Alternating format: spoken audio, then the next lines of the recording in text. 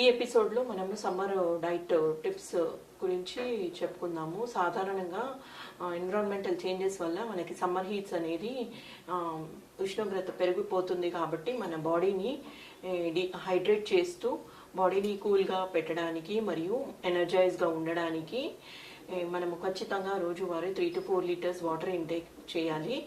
దాంతోపాటు ఎక్కువ బాడీ కూలింగ్గా ఉండడానికి చలువ ఉన్న పదార్థాలు ఎక్కువ కన్జ్యూమ్ చేయాలి. అంటే వాటర్ మిలన్, మస్క్ మిలన్, ఫ్రూట్స్లలో వాటర్ మిలన్, మస్క్ మిలన్, వెజిటేబుల్స్లో cucumber, bottle gourd, water filled vegetables ఎక్కువ కన్జ్యూమ్ చేయాలి. బీరకాయ, సొరకాయ, కాకరకాయ లాంటివి.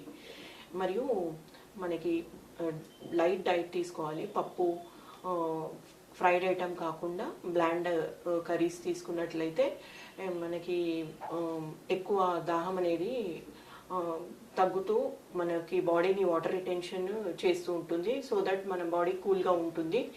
ఎనర్జైజ్ అవ్వడానికి డైలీ మీల్ స్కిప్ చేయకుండా బ్రేక్ఫాస్ట్, లంచ్, డిన్నర్ సమయానికి తీసుకున్నట్లయితే మనకి యాక్టివ్గా ఉంటుంది.